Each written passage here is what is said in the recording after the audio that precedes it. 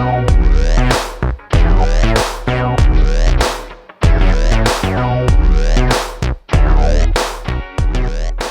listening to the PR Wind Down Podcast, the show for public relations professionals who are ready to see real change in the PR industry. We are your hosts, April Margulies and Laura Schooler. Let's get ready to wind down.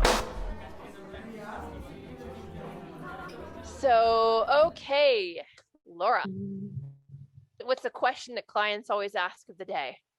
The QCAA? The QCAA for the day is right after a big launch announcement. A client might ask, what can you do for us after the launch? We don't have any more news. I have definitely gotten that. So the issue is, a lot of times reporters want data, statistics, but if a company has literally just launched, they're not going to have much in the way of data and statistics, probably not, right? For at least a quarter. Usually not, no. But you can still use data and stats that aren't your own by finding industry relevant research. So if you can find some reports or surveys that other people have conducted, then you can provide your take on it. Right. You can talk about the trends. That's right. So your hot take on the issues or trends or new research report or new white paper that's out or McKinsey survey. Said whatever. Yeah. That's the shortest answer. And clients' questions. I think there are other things like that's true for more of a B2B or corporate client. Right. What if it's a consumer? If it's a consumer client, then it's a different scenario altogether, because then what you're doing is looking for holidays and national days and national awareness weeks and all those different places and spaces where you can try to funnel them into the conversation and say, do you want to see the cutest dresses for Mother's Day? And then voila, you have placements on that. The other thing to do is the affiliate links. So if you've got an affiliate network that you're working with, if you want to do a special offer for a special holiday, so you can say, for Mother's Day, our affiliate link offer is 15% from this date to this date, and give them 2 weeks where they get a bigger kickback if they run a story. And then oh my God, this whole affiliate thing is so beyond me, but I've learned 20% of what it is. It's crazy to me. When did that start, by the way? To be honest, I think it's been around for a while, but I think it's picked up a lot of speed recently. Yeah. Because it's become more and more of a thing with the increase in influencer relations and the decrease in money making outlets for the media. So it's kind of it's a combination of both. Yeah. And then, the other thing on the consumer side is you can say, well, let me know when you reach a new milestone, or you're in a new retail location, or you're in a new grocery store, or those are stories, right? I have another one for business and maybe consumer, but on their corporate side, new hires, or not just one new hire, although you could do that, but big enough. Right. If it's not big enough, the problem is going back to what publications have done, which they didn't used to do, is they a lot of times are charging to do stories on new hires, which I learned 2 or 3 years ago. I was going back to get somebody's executive in all the trade and local news, and they were like, yeah, sure, we'll do that for $1,000. I was like, what happened? It was like I was Han Solo and I was cryogenically frozen, and then I showed up a few years later and I was like Dr. Evil on Austin Powers. I was like, $1 million. And they were like, what? So yeah, a lot of times new executive moves you have to pay for. Not always, but at least 3/4 of the time. And then if you have enough new hires, then you can tell a story about a strategy story, why you've hired these people, what they're there for, where the company's going. Yeah. Yep. And if it's a startup and you've launched, the likelihood that there probably are hiring new people is pretty great. They better be if they want to stay in business for a year, right? Yep. And similar to that on the B2B corporate side, you've got partnerships that might arise and you want to talk about those, or maybe sponsorship opportunities where you're able to say we're doing this, or maybe you've got a speaking engagement coming up, or you're launching a contest, or they're all pitch contests or whatever, right? There are all these options. And then again, on the consumer side, back to that, it's there's always new flavors, new models, new deals, new. Yeah. And do you know what the root word of news is? New. Yay! What do I win?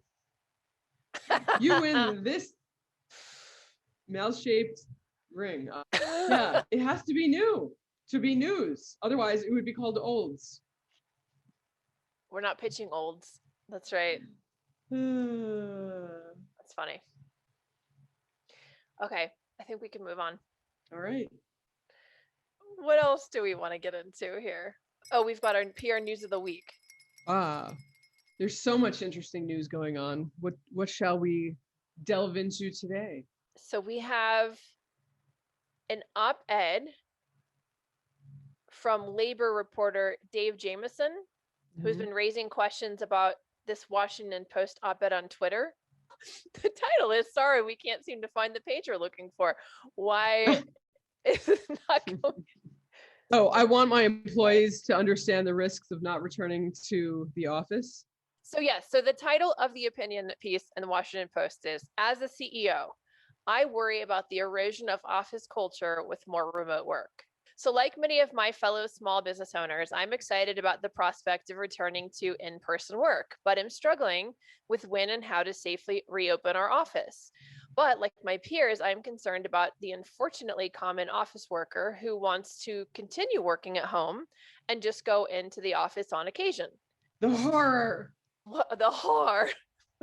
In several group calls with chief executives, I found a great sense of pride in how well our teams have done during the past year. However, we all started at a place where we and our employees knew one another, which made remote work considerably easier and more productive. We could also rely on office cultures, established practices, unspoken rules, and shared values, established over years in large part by people interacting in person. Now we face recreating a workplace where a good culture of trust will be harder to build. One of the biggest issues we talk about is an apparent age gap. Anecdotally, I've heard from many CEOs that their older, more senior employees working from comfortable homes and happy to be relieved of commuting are more reluctant to go back to the office than younger colleagues, many of whom have been working from small apartments or their parents' homes. Consulting firm PwC found that fewer than 1 in 5 executives wanted to return to the shared workplace as it was before the pandemic. For business owners, this disparity poses a real problem. Consider the son of a friend of mine, a young investment banker who was courted by 2 firms last fall. One said that its employees wouldn't be back in their offices for at least a year, and the other said that theirs would be back in as soon as it felt safe. He picked the latter. He didn't want to spend another year working remotely. Most importantly, he wanted to be around a brain trust of more senior people whom he could learn from and connect with. How will we persuade? Bullshit. That's not what he wanted. Go ahead. How will we persuade new employees to come aboard and, more importantly, stay if they don't have leaders they can build solid in-person relationships with? I estimate that about 20% of every office job is outside one's core responsibilities, quote unquote extra. It involves helping a colleague, mentoring more junior people, celebrating someone's birthday, things that drive the culture.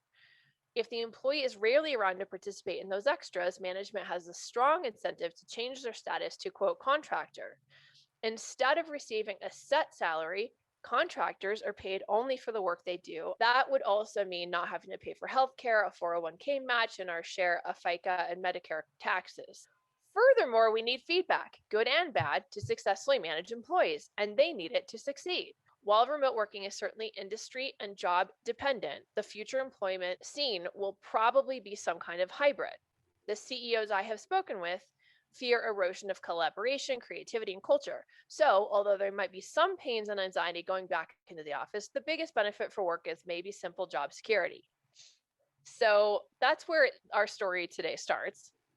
Then we have a tweet by labor reporter Dave Jamieson. Well, including, do you see that the headline changed? Oh, I did Yeah. not. So What? Dave Jamieson on May 7th said, amazing change to the headline of Washingtonian media CEO Kathy Merrill's op-ed in the Post. Left is the original threatening headline. Right is the new innocuous one. And then he says, Merrill says she did not write the original headline to her op-ed and expressed to WAPO that she felt it was inaccurate. So her original headline was opinion. As a CEO I want my employees to understand the risks of not returning to work in the office. So she claims she did not write that, which would make me think that she's claiming the Washington Post wrote a headline on her op-ed, Her own which op-ed? I don't really believe, right? And No, not run it by her. no. And she asked them to change it. And so the revised headline is opinion. As a CEO, I worry about the erosion of office culture with more remote work. Interesting. So Dave Jameson wrote in his original tweet, the CEO of Washingtonian Media has taken to the op-ed page of the Washington Post to threaten her own employees. This is a stunning essay from the boss. So what do you think? Well, you probably know what I'm going to say. Well, of course, you're the virtual working queen, right? So none of those things are true. I've never met April in person in my life, by the way, everybody. Right. Somehow we pull off a podcast. I mean, I have a lot of people that I haven't met in person that are working with me or for me. We have a great working relationship. I have hard conversations with them when need be. I don't feel like any of that is true. And, you know, I've worked at huge companies where I've worked with people in Asia, Europe, South America, and maybe I meet them once a year for an hour and a half.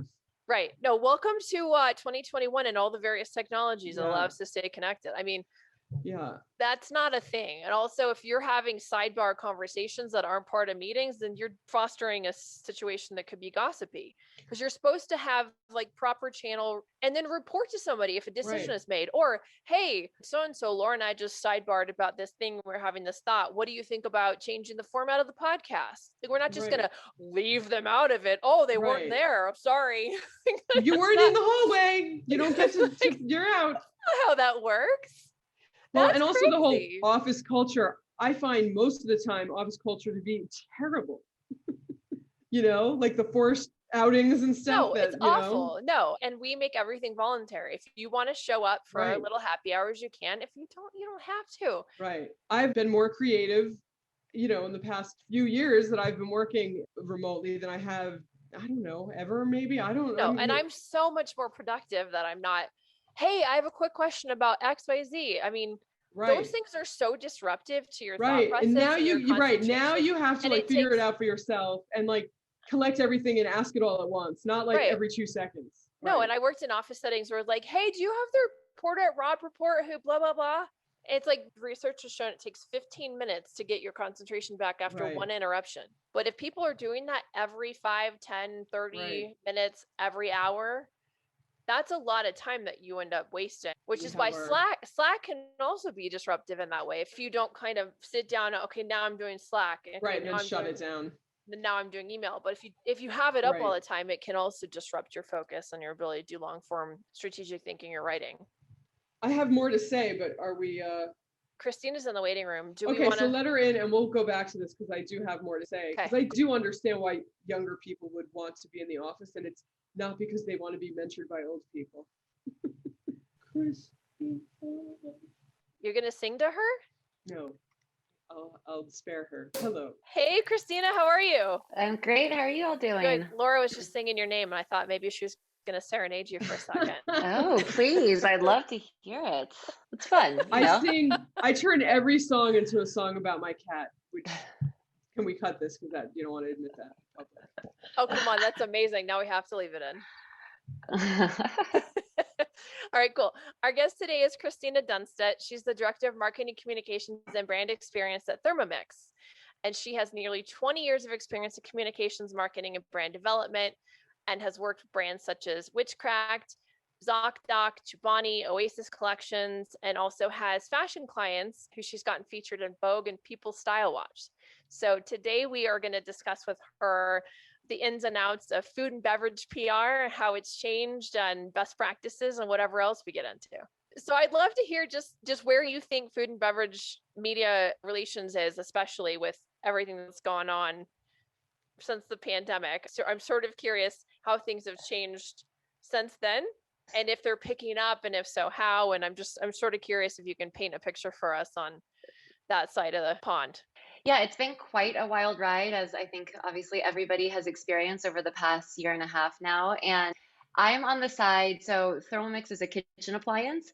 It's a do-it-all kitchen appliance, and a little different than like the food and beverage side of things in terms of restaurants and even just like CPG products. But it has been for on my side a pretty incredible year, given that people were, for better or for worse, stuck at home and had to cook and wanted to find ways to make cooking at home easier and more enjoyable and more inspired. And so the Thermomix basically replaces all of your countertop kitchen appliances and also connects to Wi-Fi to give you access to these guided recipes. So it just makes the whole process super easy.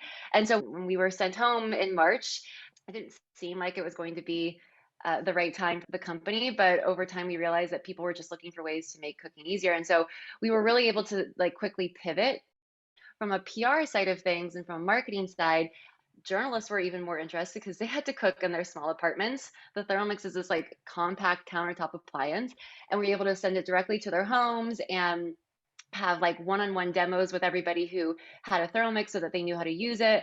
So it was a very exciting opportunity to actually be in the homes of these journalists, and we saw really awesome results with that. So we've also been able to like support chefs who unfortunately had to close their restaurants, who we wanted to partner with, and we're able to work with them to develop some of their recipes and use them as influencers and find ways to kind of give them opportunities to do some cool things while they were weathering the storm with their restaurant. So That's marketing crazy. It was world. like kind of the perfect timing. It sounds like in many ways it was easier for you.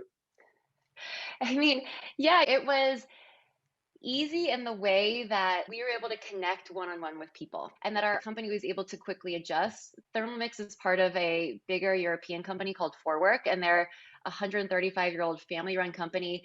This was like a huge change. The US was one of the only markets where you could buy a Thermomix on the website. Other markets, you're literally like exchanging paper slips. And so they quickly were able to pivot too and change like a whole business model and say, everything's going to be done virtually and still keep that really human touch that's part of the brand without actually touching people. That's cool. I'm so curious about this guided recipes from the internet. I'm just going to tell you what's in my head. I'm sure Okay. this is not what it is, but you'll laugh. In my head, it's like somehow because it's Wi-Fi enabled, this machine is telling you what to do next, like step by step what to do. Yes. Is that what it is? That is what it is. So Come you on, are, are you serious? I know, yes, That sounds like exactly. sci-fi. It does automate your cooking for you and breaks down recipes step by step. At Wow. the end of the Maybe time, maybe April, I would cook. What's the price point? it's $1,500, and it's manufactured in Europe. It's German engineering. We're collecting stories from around the globe of people who have their Thermomix from like the original model from 50 years ago, and it still works. So it's like amazing quality, replaces all of these other types of appliances, Does and it drive the kids to school? it doesn't, but it allows you to. We always get people say, "Does it do the laundry though?" I'm like, "Well, not quite, but it like In allows you to effect. hands-free do them." Exactly. Right. Do reporters ever push back on you on the price point and say, "Oh, that's too much for our readers. This is too high. We can't feature that"? You know, it's interesting. Some surprising outlets did. Last year, we were told by the New York Times several times that the price point was too high for the readers during quarantine, which I thought was really interesting. And they were saying that they had like Wow. that they had a certain price point that they couldn't go above, specifically during COVID. I know, which was What's the you know, amount? no, we didn't have an amount, but it was it was not but whatever you were $1,500. charging was too high, yeah. Exactly, Wow. yes. But then at the same time, we do hear it. There's an initial sort of like guffaw at that price, but then when they have the Thermomix, we'll either lend or give a Thermomix to somebody, and then they actually start cooking with it. The price doesn't seem as striking. I feel like it's such a good gift for parents to give to newlyweds. That's way too much for a friend or something. But if you're a parent and you want to give something really nice, Yeah. especially if you don't already have those appliances. We hear that a lot. We've actually gotten some authentic press around that. Like we recently got a hit in Vogue because they did a wedding registry list, like an alternative one. And one of the women that they featured said that was like the best gift her family ever got her. Strangely enough, over the holidays, the Tamron Hall show reached out. They were supporting frontline workers, and the producer, her sister-in-law, had like been begging for a Thermomix for her wedding, and so all of her bridesmaids pitched in and got her a Thermomix. And then she was on like a text chain with everybody that were like constantly sharing recipes. So then this woman reached out to us and was like, normally we would charge for this, but we want to support you. So it's kind of worked its like own organic word of mouth love into some interesting opportunities for us. I like that. So what do you think is going to happen now that people are going back to life as normal, quote unquote? What we're anticipating is that there will be that, people are wanting to eat out more and experience life outside of their house, but at the same time, people just kind of want to connect with more people. So we think that people are going to want to invite friends over and have more, kind of dinner parties and have that be part of their lifestyle even more. Of course, we want people to support restaurants. That's an important part of our economy, but like it doesn't have to be one or the other. And you can have a nice balance of the two. But I don't know. It's something we're like really thinking about when it comes to press, especially like as journalists are going back to their offices, will they be willing to have the thermomix sent to their homes if they don't already have one, and like how that relationship will change, because desk sides never worked for us. I'm hoping that we can at least keep some of that personal interaction with journalists in the home. I don't know. What are you all anticipating post COVID We were just talking life? about it, kind of. Wait, do we want to loop her into our op-ed conversation? I guess we can. There was an op-ed in the Washington Post. So it was written by the chief executive of Washingtonian Media. Her revised title is "As a CEO, I worry about the erosion of office culture with remote work." And I essentially, have seen that headline. have Yes. you? Okay. Did you I didn't read it though. I haven't read Okay. it yet. It caught fire on Twitter, and there's a big debate. So it sparked a big debate because she was essentially saying that if you don't come back to the office as an employee, you're just going to miss out. You're not going to be as relevant of an employee if you stay at home. You could add to that, but that's the nutshell. Yeah. And what was the hot take on that? We hadn't finished our discussion. So yeah, okay. this is fun. Let's do a hybrid. So basically, then labor reporter Dave Jamieson tweeted about it, and his initial tweet, I'm just going to pull it open. He says the CEO of Washingtonian Media has taken to the op-ed page of the Washington Post to threaten her own employees.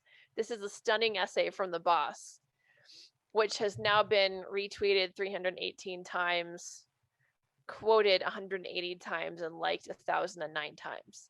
So it's not like it's taken the internet by storm, but it certainly. But for PR people. But for us, it's making the rounds. Yeah. Yeah. Should I finish what I was going to say to you before here? Yeah, let's hear it. So part of what a woman said, Cristina, is that younger people, she has heard, are the ones who want to go back to work because they live in small apartments, or they live with their parents, or they want the senior resource and mentoring that you can't get unless you're in the office in person, so she claims. Right. While the older people are like, that's cool, I'm good, I'll stay at home. I don't want to commute from Greenwich, Connecticut to New York City or whatever every day. Yeah. I've gotten my life back. I gained 40 pounds and now I can wear sweatpants and whatever. So what no stereotypes at all. I love it. So I'm just speaking for myself now. Yes. So I was going to say, April, I do think that probably younger people are more likely to want to go back to the office, but it's not because they're looking to be mentored by like some old bat or whatever. It's because they want to like meet other boys and girls and hang out and, the social aspect. That's why young people want to go to the office, right? I mean, I don't blame them. For flirting. Yeah, flirting and other things, drinking, making friends. Yes. And I don't blame them for that. Will there still be like paddle tennis courts or whatever? I'm not. Ping pong. And the new, ping pong. Sorry, like. Like the foosball tables and stuff. I don't know. You have to go to school. Like I came up in that world in New York of like all the offices, the cool tech offices had to have those things, and it's like, is that? I never worked in a cool office. I have no idea. But it's true though. At a certain age, I was definitely at the age where that interested me, not in the slightest, whereas other people did want to play ping pong with their colleagues, and I was like, I'm gonna go and do something else, after. Well, and I can see if somebody's like moving to LA from the middle of the country, or to New York from the South or something. They want to go there to meet people and have whatever work life they saw in the movies or on TV and stuff. And if they're just going to be sitting in their apartment, it's a bummer. I get that. So for me, I had the option to not go to work at a job years ago, but I chose to go every day. But this was before I worked at home. So I just wanted to like keep in my groove. And I also didn't want to lose my office space, which I would have had I like not gone in. So that's worth it. And then also to be in a different part of town, to go to a different place, or like I have friends downtown. But if I'm like in Midtown, I'm more likely to go meet somebody, you know, downtown than I am all the way. I live way uptown. So for me, it'll get me sort of moving again. And I won't mind that. But it's a very personal thing. All these people trying to say, oh, the office will be ruined or the industry will be ruined. That's just them trying to scare people, as he said, into going back to work, because that's what she wants. Yeah. I think there is. I mean, it was funny, like the idea that a couple months ago where the news was saying, you know, the world's changed, people are never going to go back into an office. And I was like, I don't think so, because I think that there are rents and there are CEOs who like to have control over their employees. And even if they see success, they're going to say, I want you back in an office. And you know, I think that that's happening, and it sounds very clear in this example. And I feel like, you know, I could see that in New York where you're just like walking outside, you're exposed to so much. Like there is some value of like going somewhere else. And in like LA or Southern California where I am, you don't get that when you're going to your office, I think, you know. Right, you're in your car, you're driving down the street, and then you're going to an office building. Like, right, exactly. So it's not as exciting. And if you go to a restaurant, you're going to get in your car and drive there anyway. You can drive from your home as easily as you could drive from your office to get there. Totally, exactly.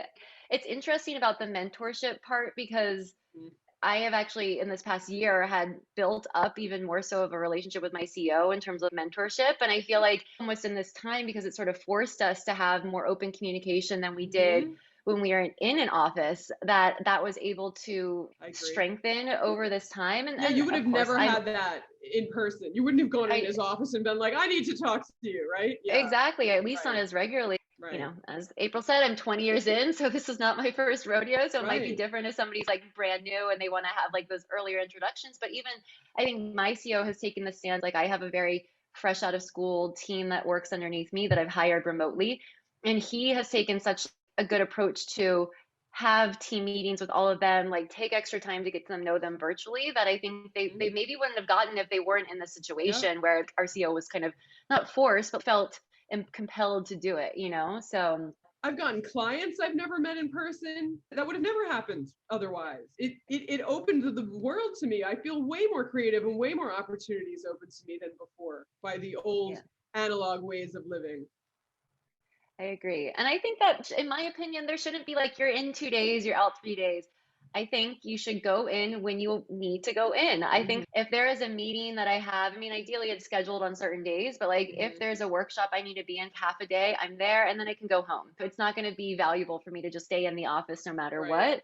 I think in my ideal world, it would be much more of a balance, not as structured, because I do find that I am more productive in my own house because I get a little ADD and people walking around and talking to me can be very distracting. But I also think there are moments in which you want to have collaboration. And that's what I also had heard. It's those collaborative moments that people miss out on when you're in person. And the last thing I would say, because this really opened a box for me, is that I have a bunch of remote team members. So I have some that are local in LA, some that are in Phoenix and Vancouver. And by all being on Zoom, we're able to have the same voice. But we did a workshop recently in our office because we were allowed to go back in, where some people were in the office and others were virtual. And it was so terrible because the people who are virtual can barely hear, aren't being considered. And then the ones in the office are chattering away. So I think you have to, for meetings like that, it should all be virtual again. One or the other, right. Yeah, exactly. It's, you know, it can't be both. I agree with that. I agree. I guess the only other thing I could see, and again, I think it's a very personal thing about where you are in life and what your personality is like. It has really, that's all it has to do with. But again, you're right about in New York, if you're in person in an office, there might be more opportunity to run into somebody that you would never have run into otherwise. Like you're not going to accidentally run into somebody on Zoom, but you might run into somebody. You're like, oh, aren't you the guy who works in this area? I had an idea for you. That's the only way you're going to run into them by accident is in person.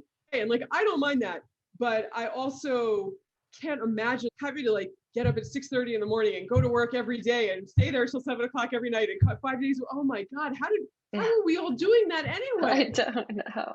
How did you get anything else done in the world?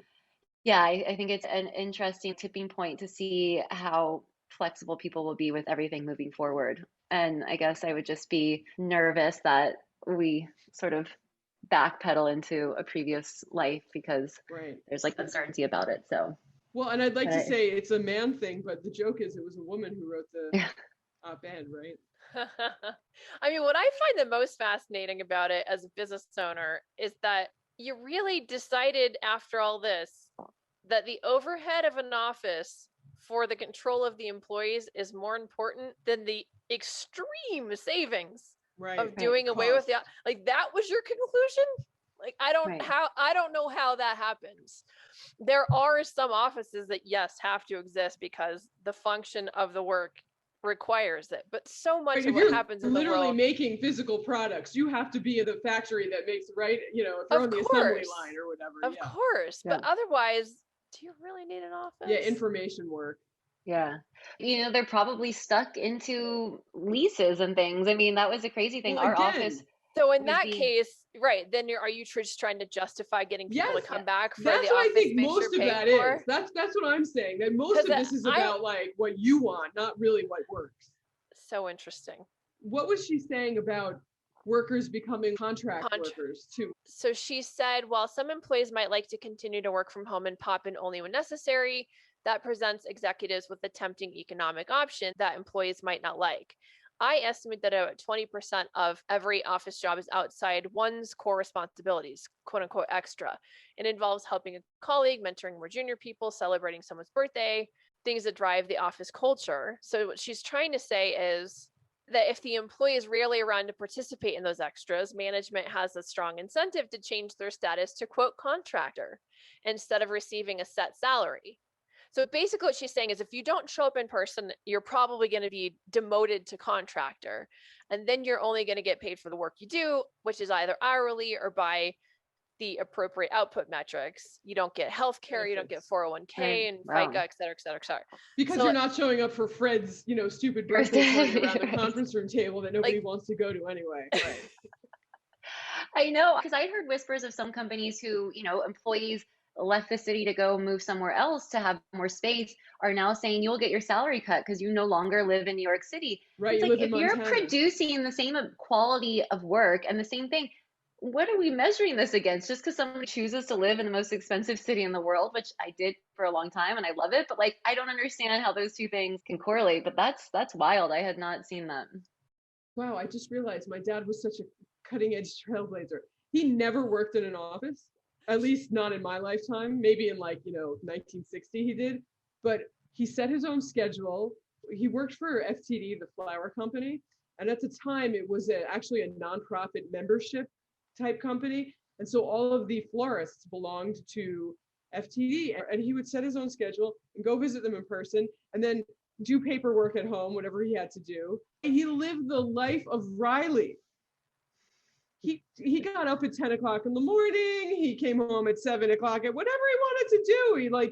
He would have withered and died if somebody made him stay in an ugly office, his whole life. So this Yeah. has been happening, but not in mass, right? Just because the people who were always jammed into the cubicles are no longer jammed into the cubicles doesn't mean that all of business and industry is going to go out the window. It's crazy. And you think people would have learned that over the past year. Yeah. Going back to the whole idea about them being forced to become a contractor because they're not doing miserable forced fun, which is basically what she was saying. If you're not there to do forced fun, you don't deserve a salary. Overall, I think that there just has to be a whole entire shift of the economy and the way it's perceived, especially in the information industries. And we could go on forever about this, but let's also then go back to minimum wage discussions. There's just basically every aspect of the economy in terms of employment and taxes and all of those things. I think it just needs a massive overhaul that should have happened decades ago and now is forced upon us. And we can't look back. Yeah, It's like infrastructure almost, I agree. It feels like it's supposed to be that moment in change. We'll see how far people take it. Mm-hmm. So Animals? interesting. What do your animals say? They don't want me to go back to the office. I don't have an office. I don't know. I think it's going to be really interesting. I don't think anybody knows exactly what's about to happen next, right? I have a feeling that we all think now life is back to normal and the next thing is going to be here, right? I don't know what that is, but I just think it's going to be interesting to watch. Yeah. And as PR practitioners, we just have to stay on top of it and do as much sort of forecasting as we can. And like, Yeah. okay, well, these are all the different scenarios that could happen. Like vaccines don't work or like whatever, right? Like on our team, a new pandemic starts, right? yeah, you never, all these new variants. Like, we don't know what's going to happen. Yeah. Right? There's like, so I think it's just good to stay nimble and on your toes and Yeah. Forward thinking just within like our industry or my role, I think one yeah. interesting thing that we are trying to anticipate, and this is like a very silly, but I think kind of interesting example is I mentioned like Thermomix's 50th anniversary is this year, and we were trying to get some story around it. And given that like the timeline, we're like, okay, we know that at some point vaccines are going to hit, people are going to start feeling like they want to move out of their homes and not be as captive of an audience for us. We should be one of the first brands maybe that offers like a press trip to Europe for people so that they have a reason Oh, like I love that. to do it and to like engage with us. So I'm currently planning a trip for press to Paris. We originally wanted to do it in May. Of course, unfortunately, France was a little behind. They were on lockdown until just recently, and now things are shifting a little bit more there. But trying to find again, like what is the opportunity this might open up for us, and that might be okay. Now everybody is anxious to travel. They're going to be mostly vaccinated. How can we take advantage, for the lack of a better word, just realize not the best word, take advantage of it, but giving people a trip that they can't say no to, a trip to Paris, be sort of over the top just to help us tell a story too. And that would be fun. And that gives people a reason to like leave their house. So that's like what I'm trying to think of from like a PR forward idea is how do we do that and get people, give them something that they have been missing out on right now too. I like that a lot. Yeah. So I don't know. We'll see if press trips can still happen and what that looks like, but I know. cool. Well, Cristina, I know you have children, so I don't want to keep you on forever. Do you have anything else that you want to plug or anything else you want to ask us? I really appreciate you having me on. It was great discussing everything around my background in food. So no, I think I'm good. I appreciate the time. Cool. It was nice to been so meet fun. both of you. I'm very excited. I'm curious now about getting one of these sci-fi kitchen devices. Well, thank you. Awesome. Thanks, you Cristina. both. Stay in touch. Okay. Thank you. Bye-bye. Bye. Take care. Bye. Should we move on to the horror story of the day? There is nothing scarier than the back-to-back movies that I watched last night. Wait, what did you watch last night? One was Rosemary's Baby. Have you ever seen it? No. So good. Oh my God. No, I'm not So watching good. that. I don't watch scary things. Okay. Well, then you've never watched what I'm about to say, because every time I even watch 10 minutes of it, I like have to sleep with the lights on for a week. The Exorcist. Wait, why did you watch this back to Woo! They were on TV. Do not open until podcasts. Okay. In my last position, I worked for a Silicon Valley PR firm that specializes in VC clients. That's venture capital clients.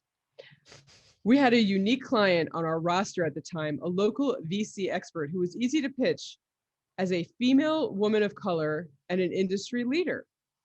She always had her hands in a million different priorities and seemed to be bouncing between funds and projects frequently. One moment she said she was about to take a job as the CEO of an exciting startup, and the next she was launching a pitch competition for a fund we had no idea about. Normally, this wasn't an issue for our team, as we were mostly focused on thought leadership activities for her at the time. We were typically able to pivot quickly based on her shifts in focus until one day it was a big issue. Oh, God.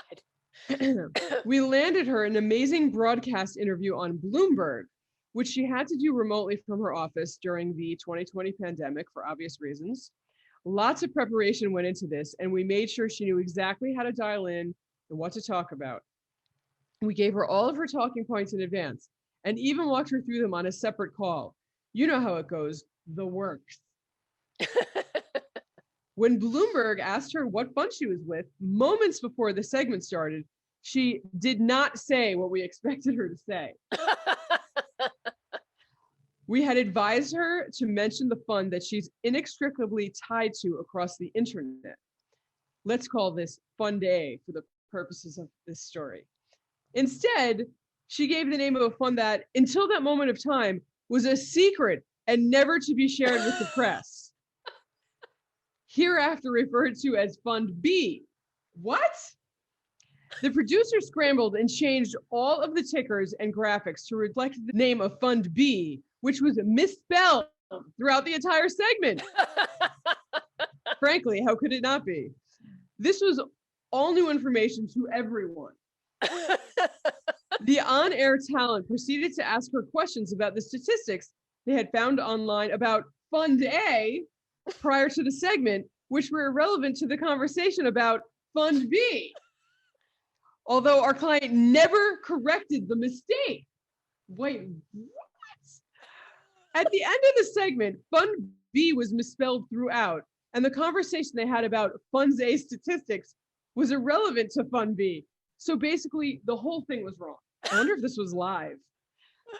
She sent us an email afterward requesting they keep her affiliation as Fund B and insert a list of new statistics to support that one instead, but it was too late. We had already requested they keep the name of Fund A, given there was no credible source online to link her publicly to Fund B. I mean, never mind that all of the statistics they talk about were linked to Fund A, right? Well, right. So the whole conversation, right, was about a different company. That was okay. Okay. I'm sorry. That was my take. Okay. Yeah. So here's my question. What do you do when a client is that much of a loose cannon and can't be trusted to even stick to a company name during interviews? I've moved on from that role, but I do not want to be in that situation again. Total nightmare. Wow. That was, I have to say, that was one of your better dramatic readings.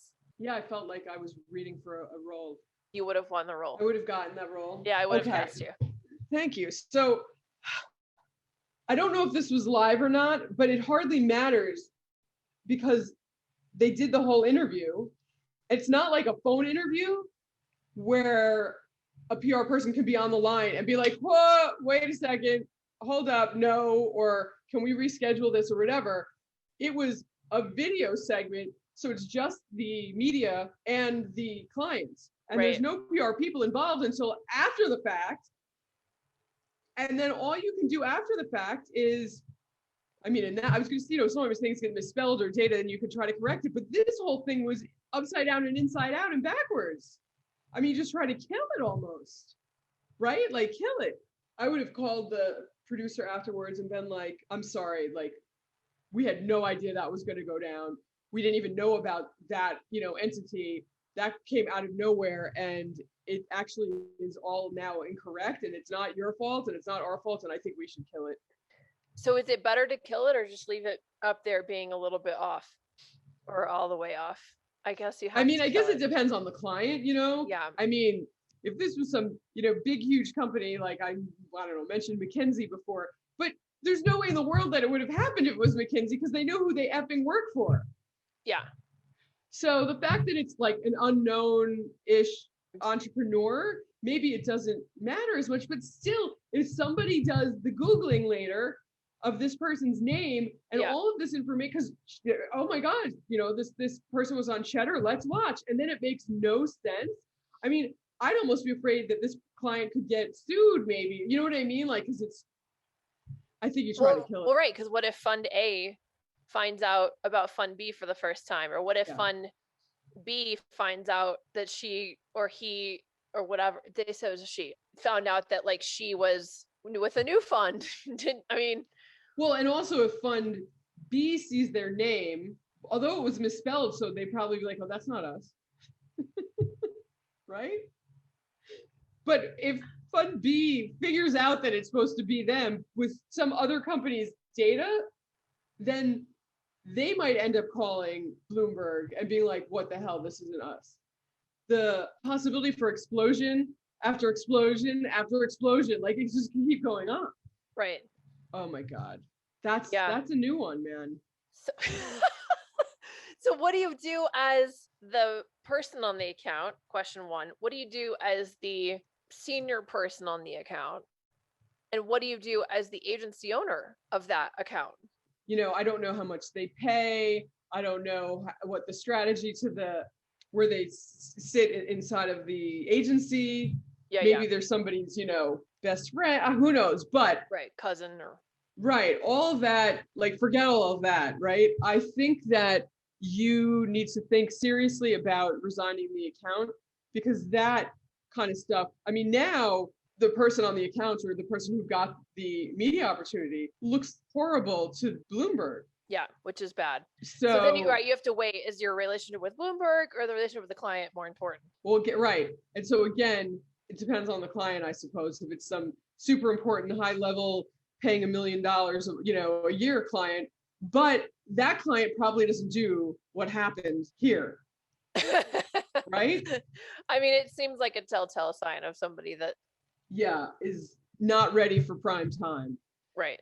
So I think it's probably not a high paying client or a high enough. brand name person or company that you would need to resign the account because it is so not worth. And then the account person is in their rights to sort of throw the client under the bus and be like, oh my God, I'm mortified. I hope that doesn't reflect badly on me. We had no idea that was going to go down.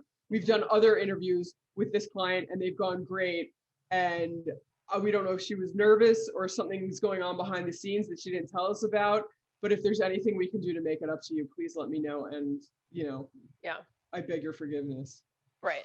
God, I feel so bad for whoever pitched that. Sucks. So and I don't know, again, I don't know the story, so who knows, but it goes back. You have to vet the living crap out of your clients, I guess. Yeah, and maybe doing mock interviews. I mean, although how do you see that coming? That they're Right. just going to switch a company name during an interview. I mean, there's no way to see that coming. No. But maybe you need to be more selective with clients if that. I mean, I'm really grasping at straws when I say that. I'm just trying to figure out where in the universe is there a learning here? And there's nothing you could have done in the moment there. So when you go back a few steps. But if your agency owner doesn't resign the account, then you absolutely can never put that person in a live interview context ever again. Right. Maybe not even, right? Maybe no interviews, maybe only bylines. Where you can or like written Q&As or written answers, yeah, where you can that's your only, you can edit it and make sure that it sounds right. And right, and then if like that goes okay, maybe like a year later you can put them on the phone with like print or .com media outlets where you're on the phone, and if the client starts going off the rails, you can cut them off. I think you'd have that's the only way to go. But hopefully by then they would have learned. See, that's the thing with learning. You wouldn't have learned anything in a different scenario because it wouldn't have happened in a different scenario. It had to be the live broadcast to show you this client's true colors. So you could not have anticipated it. And I'm not blaming anybody. It's one of those things like, oh my God, how do you avoid that from happening? And maybe you can't. So that was the only reason I could have come up with the like vetting the living night and day out of. What does that look like? Because if they're paying their bills, you can vet their financials before you take them on to make sure that they don't have any bankruptcy issues. I know. Or it's so hard. But some people would say, well, call to find out if they had a PR firm before and call them, but that doesn't happen in PR. Make them give you personal references, but everybody always gives their best personal references. It's so hard. It's the risk of working with human beings, but also the risk of working with entrepreneurs, startups, a little less reliable, learned, and less risk averse, and have fewer parameters. Like my many years at PwC, there was a list of rules that you had to follow. Like if you're just an entrepreneur, your rules are you make them up as you go along. And that's how you get ahead as an entrepreneur. But when it comes to involving other parties, you can't just fly by the seat of your pants, which is why we do media training, which is why we give briefing documents in advance. But there's only so much you can do. Again, that's why I think maybe there's something going on behind the scenes that the team didn't know about, and this client wasn't savvy enough to tell. They should have told the PR firm, well, I'm thinking about actually saying I'm with this company, not that company, and then they could have discussed it ahead of time. I don't know why. Can you imagine finding out afterwards that happened? Oh God, it makes me sick. That's why people in PR like stress, man. Okay. All right. I think that's a good note to end on. Thank you for tuning in for the PR Wind Down podcast. And thank you to our guest, Cristina, for a fun interview. Remember to submit your own agency stories and questions, and to share our show with your friends and colleagues. If you subscribe and leave us a rating, it also helps us reach new listeners like you.